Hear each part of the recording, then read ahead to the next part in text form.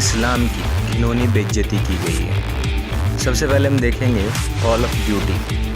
ये जो video game है वो बहुत फेमस है। भारत में किसी भी धर्म के लोग हों, किसी भी धर्म के बच्चे हों, इस गेम को बहुत खेलते हैं। अब अगर इसको हम देखें, इसके फर्स्ट पार्ट में ही इसके फ़ोटो फ्रेम पर कुरान की आयतें लिखी हुई हैं। और ये फ़ोटो फ्रेम लगा हुआ कहाँ है? ये लगा है टॉयलेट में, जो कि एक गंदी जगह मानी गई है। अब इसी में अगर हम आगे चलें तो कुरान को जगह जगह पर अलमारियों में रखा हुआ दिखाई दिया है। अब इस गेम के जो हीरोज़ हैं वो जब तक इन अलमारियों वाले रूम को बम से उड़ा नहीं देंगे तब तक वो आगे नहीं बढ़ सकते। इस प्रकार से भी कुरान की यहाँ पर घनघोर बेइज्जती दिखाई गई है। इसी गेम के पार्ट 2 में अगर हम जाएं तो जगह जगह पर जहाँ पर भी हीरोज़ गटर में कूदते हैं वहाँ वो देखते हैं कि जगह जगह पर कुरानी आयतें लिखी हुई हैं। ये गेम जो है वो बहुत ही फेमस गेम है और जैसे कि हमने बताया कि भारतवर्ष में बहुत बच्चे इस गेम को खेलते हैं। दूसरा गेम है रेजिडेंट इविल। इस गेम में ज़मीन पर जगह जगह पर कुरान बिखरी हुई दिखाई देती है और इस गेम के जो हीरोज़ हैं वो इन्हीं के ऊपर से चलकर आगे बढ़ते हैं। इसी गेम में आगे दिखाया जाता है कि शैतान की जो दुनिया है उसमें घुसने के लिए जो दरवाज़ा बनाया गया है वो हूबहू मस्जिद नबवी के जैसा है, यानी कि मस्जिद का जो दरवाज़ा है वो शैतान की दुनिया में घुसने का रास्ता बताया गया है।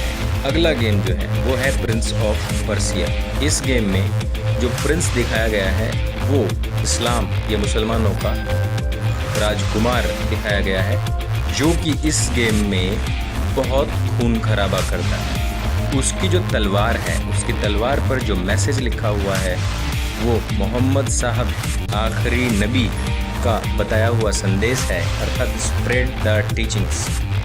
जो शिक्षाएं हमने आपको दी हैं उनको फैलाइए, और वो किसके ज़रिए फैलाइए? तलवार के ज़रिए फैलाइए। इस पूरे गेम में जहाँ भी आप देखेंगे प्रिंस ऑफ पर्सिया वो कर क्या रहा है? वो सिर्फ़ और सिर्फ तलवार का इस्तेमाल कर रहा है और खून खराबा कर रहा है, जिससे कि साफ लफ्ज़ों में ये दिखाने की कोशिश की गई है कि इस्लाम जो है वो तलवार के जोर पर फैला हुआ है। अगले गेम की तरफ चलेंगे, वो है डेविल मे क्राई।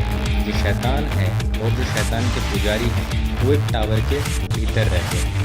ये जो टावर दिखाया गया है और जिस टावर के भीतर ये लोग शैतान की पूजा करते हैं, उस टावर का जो गेट दिखाया गया वो हूबहू काबा के दरवाजे का दिखाया गया है। अर्थात जो काबा का दरवाज़ा है वो शैतान की दुनिया में घुसने के लिए मार्ग है। इस तरह से बहुत सारे ऐसे गेम्स हैं जिसमें इस्लाम की घनघोर बेइज्जती की गई है, उनकी तौहीन की गई है, उनके शब्दों की, उनकी पुस्तकों की, उनके मैसेंजर्स के जो कोट रहे हैं उनकी, और टोटल जो इस्लामिक कौम है उसको भी ये बताया गया कि तलवार के जोर पर फैली हुई कौम है। अब ये तो आपको भी पता है कि इन गेम्स के जो डेवलपर्स होते हैं वो लोग कौन होते हैं। ये सभी के सभी यूरोपियन कंट्रीज़ में बैठे हुए लोग हैं, वही लोग जो अपने आप को इस्लाम का सबसे बड़ा दुश्मन बताते हैं और इस्लाम को इंसानियत का सबसे बड़ा दुश्मन बताते हैं। ये वही लोग हैं जो कहीं ना कहीं क्रिश्चियनिटी को मानने वाले लोग हैं, या फिर वो लोग जो इस्लाम से नफरत करने वाले लोग हैं।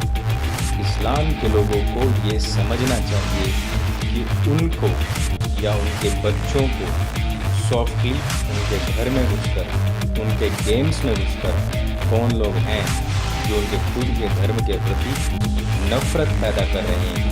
आपने ये वीडियो देखा।